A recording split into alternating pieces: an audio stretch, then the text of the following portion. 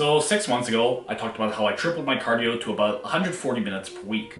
Over the past few months, I've upped this to the point I'm doing 5 hours per week on top of my lifting. While my average intensity did go down a bit, I was still doing much more workload overall considering how much more volume I was doing. And what did this do to my gains?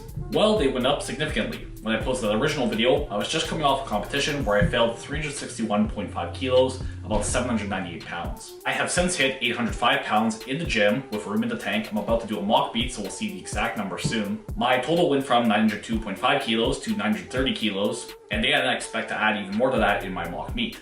I made better progress in the past 6 months where I've been upping my cardio than I did in the previous 2 years. So safe to say, it didn't interfere with my lifting progress.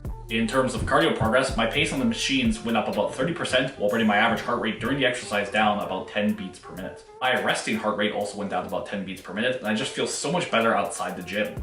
I'm less fatigued, which carries over back into the gym as well. It's why I really preach cardio for powerlifters. It can help build your work capacity, possibly letting you handle more workload, or at least recover better from the current workload you're doing, both of which will help you get more stimulus. I also believe it can help prevent injury.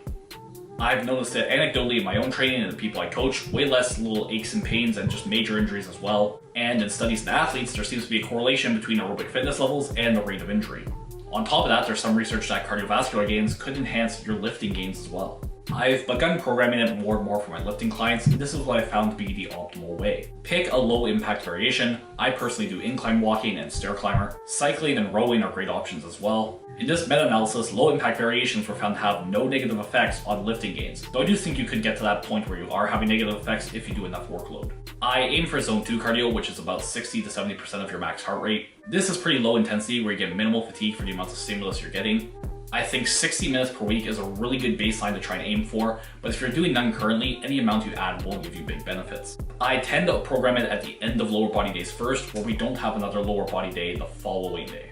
That way you're just maximizing recovery time before you have to use the muscles you're using during the cardio again. However, once you acclimate, you can absolutely exceed these numbers. Like I said, I'm doing cardio daily currently. I do 20 minutes after each of my lifting sessions, which is 6 days a week. And then on Sundays when I don't lift, I do 40 minutes. Plus 7 days a week, I have a second 20-minute session in the evenings. I would say I'm on the high end, but what I found is most people can work up to at least 2 hours with no issues. They may take a bit of time to get there or work up to it, but it's a very sustainable amount once you have worked up to it. If you're really short on time, one way I found to kill 2 birds with 1 stone is just use it as your warm-up. That's time efficient. You could also experiment with higher intensities if you're tight on time, but I do think that's a bit less optimal as you will get more fatigue. I did try some higher intensity stuff before, but I was able to push my workload way more going back to lower intensity and just pushing volume. The one last benefit I want to mention with cardio, which is something I've learned doing it over the past few months, is it's good to have something else in your training that you're working towards. This can help break up the monotony, but also just help with motivation if your lifting isn't going so well. Sooner or later, everybody's going to hit a plateau when they're lifting, so having something else to take your mind off it that you can see progress in is very helpful.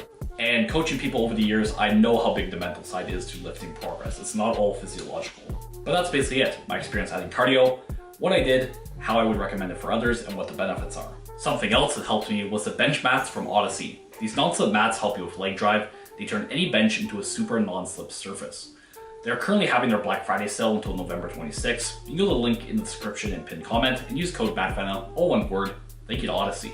Anyways, I hope this video was helpful. See the description and pinned comments for where to contact me for coaching and programs, my socials, and links to Odyssey bench mats. Please like, comment, and subscribe if you haven't already. And once again, thanks for watching.